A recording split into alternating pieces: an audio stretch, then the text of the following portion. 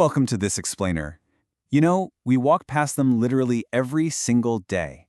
We look up at the ceilings in our offices, our warehouses, and our data centers, and we just see those little metal nozzles quietly watching over us.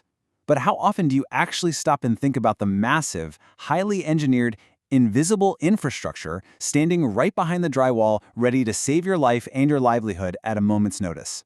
Today, we're going to dissect the incredible engineering behind building safety infrastructure. We're taking a complex engineering schematic and translating it into a really fascinating journey through the anatomy of a fire suppression system. Here's how we're going to break it all down. First, the anatomy of suppression. Second, the brain and nervous system. Third, the heart, pumping the water. Fourth, the arteries, or piping. Fifth, specialized defense. And finally, maintenance and testing. All right, let's jump right into Section 1, the anatomy of suppression. So, take a look at this. This is a master schematic for a fire suppression system project, dated October 26, 2023. And yeah, I know, at first glance, total maze. It's kind of overwhelming, right? You've got intersecting lines, color codes everywhere, giant tanks, valves, switches, all crammed into one industrial blueprint. But stick with me here, because this isn't chaos. It's highly orchestrated engineering, and every single valve and wire has a distinct, absolute purpose. To really wrap our heads around a machine of this scale, it helps to think of it not just as metal and water, but like a biological organism. Seriously, think of this industrial-grade defense system as a sleeping giant. 99.9% of the time, this massive network just sits there, completely silent in the dark spaces of a building. But the absolute second the building is threatened by a fire, this giant wakes up. It detects the threat, communicates the danger, pumps life-saving fluids through its veins, and neutralizes the hazard before it can spread. Moving on to Section 2, the brain and nervous system. Because every response needs a trigger, right? Let's look at the very first moments of a fire event. It is an incredibly exact, urgent sequence. Step 1, a smoke detector or heat sensor triggers. Step 2, that signal instantly shoots over to the fire alarm control panel, which processes exactly where and how bad the threat is. Step 3, as the system demands water, a flow switch activates to monitor that movement. And finally, Step 4, the sprinklers deploy in the targeted zone. And guys, this entire sequence, it happens in mere seconds. Now, check out those yellow lines mapping out the communication. This yellow network is the electrical wiring, and it's literally the nervous system of our giant. It connects the smoke detectors, the pulse stations, those flow switches, and the alarms straight back to the central fire alarm control panel. Without this lightning-fast nervous system, all those heavy mechanical parts, they'd have absolutely no idea when or where to fight. All right, Section 3, the heart, where we pump the water. So once the nervous system detects a threat, it's time to bring in the heavy muscle. Down in the mechanical room, we find the absolute core of the operation, the fire pumps. Sitting right next to the underground water source, there's a dual pump setup. First up is the jockey pump. Its whole job is just to maintain pressure in the pipes during normal, everyday situations. Basically so the massive main pump doesn't flip out and turn on over a tiny pressure drop. But right next to it is that main fire pump. When the sprinklers open and the pressure drops drastically, this heavy lifter, the true heart of the system, springs into action. We're talking the difference between a garden hose and a fire hydrant here. The main pump creates the immense pressure required to violently pull massive amounts of water and force it up into the building to fight a large-scale inferno.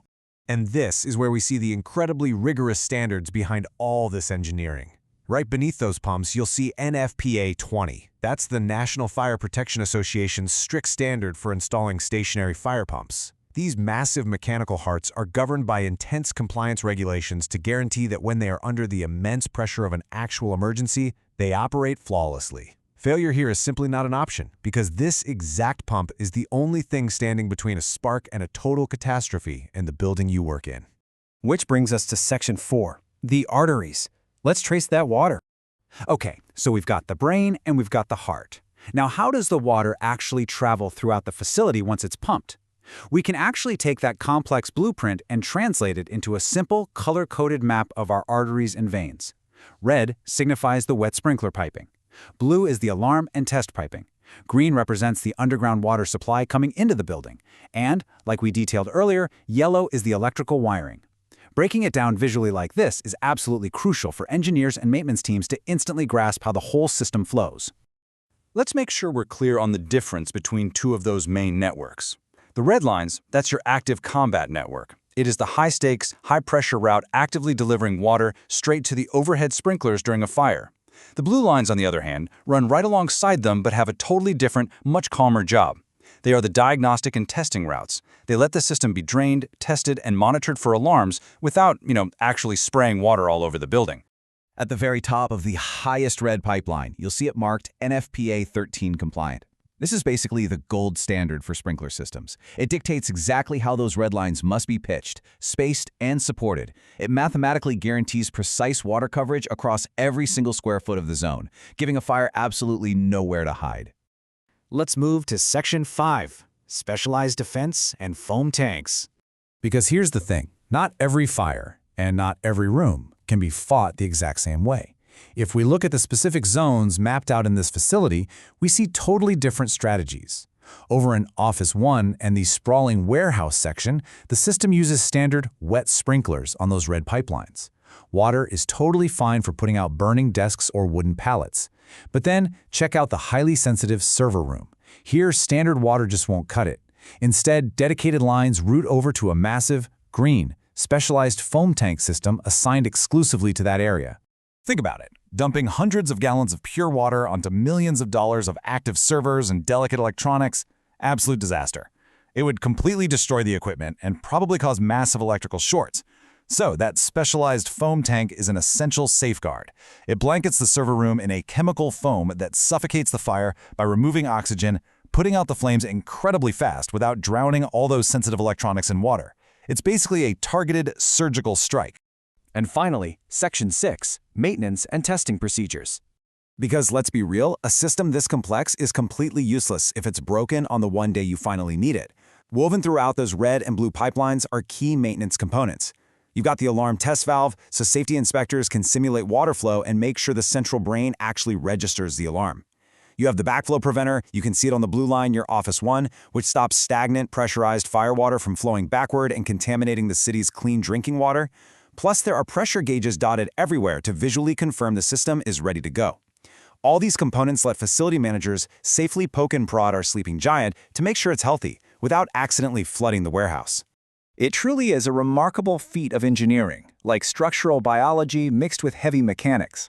So, the next time you're sitting at your desk or walking through a warehouse, just take a quick second to look up at your own ceiling. Ponder that invisible, intricately designed, life-saving network silently watching over you. The brain is listening, the heart is primed, and the arteries are full. Is the hidden infrastructure above your head ready for the ultimate test? Thanks for joining me on this explainer. Keep looking up, and I'll catch you next time.